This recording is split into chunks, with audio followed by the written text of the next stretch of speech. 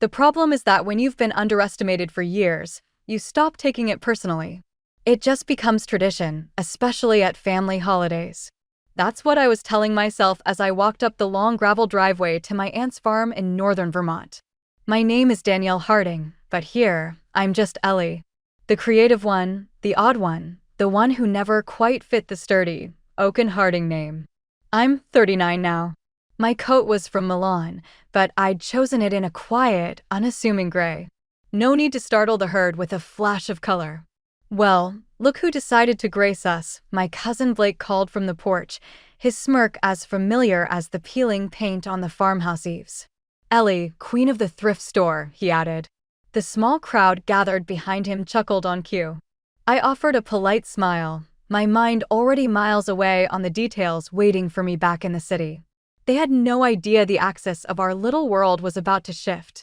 Inside, the scene was a museum diorama of my life. Aunt Lydia, dispensing criticism like a second helping of stuffing. My brother Kevin holding court on bond markets. Blake and his sister Kara, basking in their roles at the family lumber company, Harding Timberland, as if managing a legacy was the same as building one. Ellie, seriously? Aunt Lydia's nose wrinkled as I shrugged off my coat. That looks like it came from a dumpster. You still have that little consignment shop, don't you? Moving inventory from one attic to another. Yes, Kara snorted, sipping her cider, her eyes bright with unearned superiority. I didn't bother to reply. The timing, as I'd planned, was perfect. My assistant, Mia, entered from the kitchen with a tray of drinks. Her presence was a sleek, modern anomaly in the rustic room. "Who's this?" Blake asked, his surprise genuine. "My assistant," I said simply. Mia walked straight to me, her posture all business. She handed me my phone. "Miss Harding, your legal team has confirmed. The acquisition is complete. You are now the sole owner of the Harding Timberland trademark." The festive chatter died abruptly. Blake's face lost its color. I took a leisurely sip of Cabernet, letting the silence thicken. "Oh, right," I said, my voice cutting the quiet. "I forgot to mention. I bought your company. Happy Thanksgiving." I allowed myself the faintest ghost of a smile. While they had been playing musical chairs in the same old boardroom, I had been quietly building an empire. Brick by deliberate brick. Speaking of success, Kara interjected, her voice straining to recapture the room. "We have news, too. We're expanding. 3 new mills next year. Uncle Paul is even talking about taking us public." I nearly choked on my wine. They were planning an expansion while their contractors' invoices gathered dust and a lawsuit loomed over the flagship plant. The audacity was breathtaking. "Sounds ambitious," I remarked, my tone neutral. "Of course, you wouldn't understand," Uncle Paul grumbled from the head of the table. "Real business isn't peddling handbags online." The room rippled with condescending laughter. Yes, that was me. Ellie. The one they'd generously offered a warehouse position 7 years ago when I left. The one whose proposal for an e-commerce division was used as a coaster. "Remember when she begged us to invest in that fancy resale website?" Kara said, leaning in as if sharing a delicious secret. "What was it called?" "Eclipse Luxury Group," I answered, the words clear and calm. "Can you imagine if we'd listened?" Kara snorted, rolling her eyes. "We'd probably be bankrupt by now," Blake chimed in, earning approving nods. At that precise moment, my phone vibrated against my palm. I knew what it was. The notification that Harding Timberland had officially filed for Chapter 11. Right on schedule. "Dinner's ready." Aunt Lydia's call shattered the moment. I was seated, as always, in the farthest corner of the long table, wedged between my taciturn cousin Todd and great-aunt Kelly, who was mostly deaf. A place of honorary exile. "So, Ellie," my aunt began, passing a heavy platter of turkey. "Have you given any more thought to a stable career? The post office is hiring again, I heard." Another wave of gentle, pitying laughter washed over the table. I cut a piece of white meat, the memory surfacing with perfect clarity, my younger self handing Uncle Paul a bound business plan, complete with market analyses, growth projections, and my newly minted MBA. He'd placed it, unopened, on a stack of lumber catalogs. "The warehouse job will build character," he'd said. "And now the warehouse belongs to me." I had sold my token shares of Harding Timberland back to the family years ago for a pittance, a gesture they saw as surrender. Those shares would be worthless by morning. That pittance became the seed money I quietly funneled into Eclipse. Today, Eclipse Luxury Group operates 30 boutiques, 6 thriving online platforms, and, as of this morning, its first major manufacturing division. I set my fork down softly, the click against the china sounding louder than intended in the sudden quiet of my own focus. Actually, I said, looking around at the faces illuminated by the warm glow of the dinner candles, I wanted to talk to you all about business. My mother sighed, a soft, weary sound. Danielle, please. Not tonight. Kara smirked, unable to help herself. Yeah, last time your business advice worked out so well. Speaking of, didn't I hear that Eclipse thing got bought out? Or was it shut down? Exactly, I replied, nodding calmly. See, Kara said, turning to Uncle Paul with vindication. Thank God we had the sense not to listen. Then my phone vibrated again on the linen tablecloth. I picked it up, making sure the screen was visible to all. Everything all right? My father asked, irritation sharpening his tone. Problems with your little side hustle? No, I said, placing the phone down deliberately. Just a confirmation. The court has approved the Harding Timberland bankruptcy petition. Dead silence. Utter and complete. The only sound was the sharp clatter of Kara's fork as it slipped from her fingers and struck her plate. What, Uncle Paul whispered, the word barely audible, did you just say? I met his gaze directly. I said the court approved your bankruptcy. Chapter 11 is now in effect. And given the mountain of debt you're under, I expect a full Chapter 7 liquidation by next quarter. That's impossible, Blake sputtered, his voice fraying at the edges. How would you even know any of this? I allowed my smile to widen, just a fraction. Didn't you know? I suppose I forgot to mention. Slowly, I reached into the understated handbag on my lap, the one they'd exchanged glances over, certain it was a knockoff. Eclipse was acquired last year by a private equity firm, Morgan Holdings. I let the name hang in the aromatic air of roast turkey and anxiety. Morgan Holdings, I repeated, meeting each pair of bewildered eyes.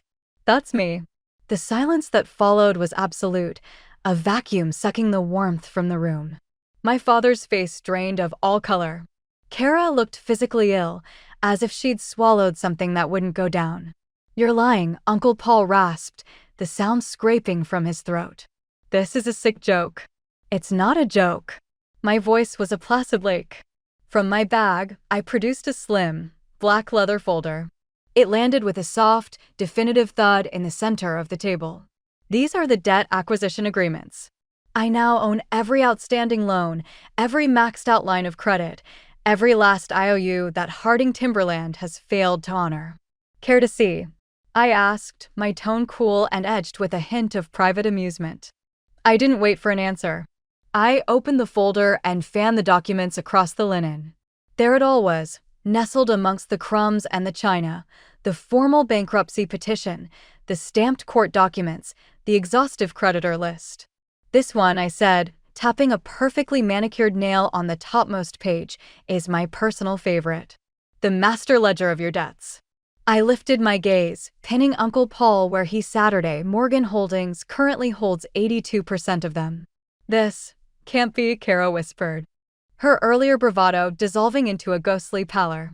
From down the table, a muffled, disbelieving mutter, but you just have a website. A genuine laugh escaped me, short, sharp, and utterly unfeigned. Did you truly believe, I asked, surveying the circle of stunned faces, that for the past 5 years, I was just dabbling? While you were all laughing at the girl with the little online hobby, I was building Eclipse Luxury Group into a company valued at $3.2 billion. Blake made a wet, choking sound. $3 billion. I offered a slight, indifferent shrug. Give or take. We had a strong quarter. It was my father who broke next, his voice a tight wire of fury and confusion. If this is true, if you truly hold the paper on our ruin, then why? Why would you do this to your own family? I placed my wine glass down with exquisite care. To the family that told me an MBA was wasted on a warehouse supervisor's role? I replied, my calm unwavering. The one that met every idea I ever had with a joke and every holiday toast with a silent, collective agreement that I was the one who hadn't made it? Why on earth not? The heavy silence was shattered by the precise trill of my phone. A glance at the screen confirmed it was the call I'd been awaiting. "You'll have to excuse me," I said, rising smoothly.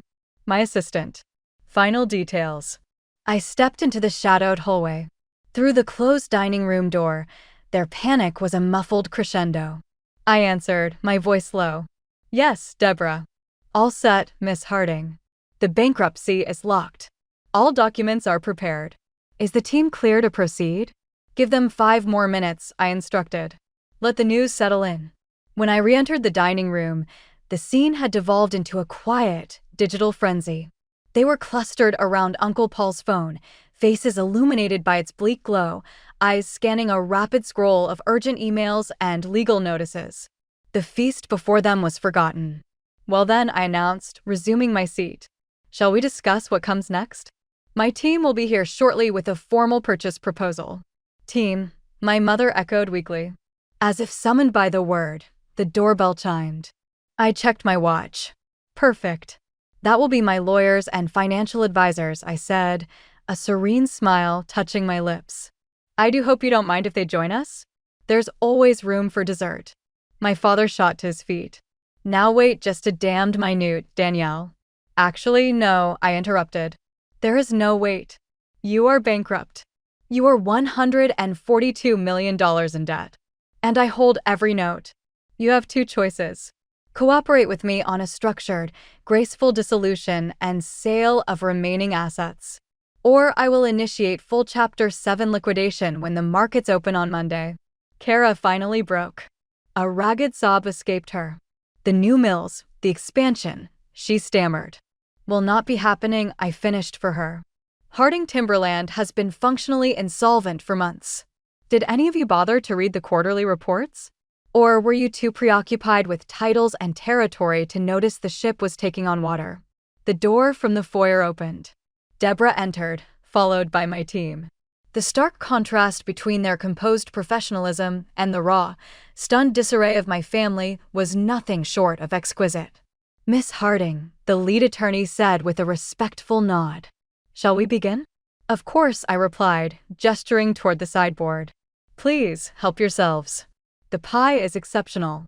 It's my mother's recipe." The next 2 hours were a meticulous autopsy. My team laid bare the rotting core of Harding Timberland. The terms I offered were, objectively, more than fair. I had spent a year orchestrating this, quietly acquiring their paper through a network of discrete entities while they congratulated themselves on hollow projections. "It's very serious," Uncle Paul finally mumbled. "Unlike some," I said, my voice soft but clear, "I believe in due diligence." By the time the last document was initialed, Harding Timberland, as they knew it, was gone. The air in the room was thick with the understanding of absolute dependency. My team began seamlessly collecting the portfolios. I stood. "Mom, Kara, Blake, Todd," I said. "Your positions with the company are terminated. Please clear your offices by Monday." "You're firing us?" Kara shrieked. "We're family." "No," I corrected. "I am dissolving roles that existed as patronage, not positions earned by merit." I allowed a pause. "But I did hear the post office is conducting interviews." I smoothed the front of my simple gray dress. "Thanks for dinner, Mom," I said, turning. "The turkey was perfect. Pity about the dessert." "Danielle." My father's voice cracked as I reached the doorway. "You did all of this for revenge." I turned back. My gaze swept the tableau. "No, Dad," I replied. "This was business." I offered a final, slight smile. "The revenge? Consider that a personal dividend." On the porch, the cold night air was a relief. Through the door, I caught the fading symphony of their despair. The black Mercedes waited. As I pulled away, the rearview mirror framed them perfectly, a row of pale, lost faces pressed against the window pane. My phone vibrated once. A text from Deborah. "Congratulations, Miss Harding. The acquisition announcement is finalized for Monday, 9 a.m. Eastern Standard Time." The message arrived as the car merged onto the highway, the farm shrinking into a constellation of distant, insignificant lights. I smiled. 1 week later, the legal transition was complete. Harding Timberland was formally integrated as Eclipse Manufacturing. I kept my grandfather's tree ring logo. I simply added a small, dark eclipse nestled at the roots. Kara found work at a mid-tier department store. Blake and Todd fled Vermont. The last I heard, Blake manages inventory night shifts in Arizona. Uncle Paul quietly retired. A month later, my father's voicemail arrived. I misjudged you. Perhaps there's a place for me as an advisor. My assistant sent him the standard, courteous rejection template. That Thanksgiving, I was not in Vermont. I was in Milan. I did, however, send cards. Each was embossed with the Eclipse logo. Inside, the same brief note. Sometimes, the punchline of the family joke becomes the one holding the pen that rewrites the rules. If you have ever been the whispered about secret, the underestimated one, you know the weight of quiet ambition. I never raised my voice. I built my own table, piece by silent piece. If this story echoes in a quiet part of you, tell me. Share your own. And to anyone out there feeling like a footnote in someone else's story, you do not need their ladder. You have your own blueprint. You are allowed to fail in silence, to succeed without an audience, and to return on your own terms. If you believe in the power of quiet resolve in second acts, in the slow, sure arc of justice, then this is for you. Not all victories are announced with fanfare. Some sound like the precise click of a door closing behind you. Thank you for listening. The conversation continues because your worth was never theirs to appraise. It was always yours to determine.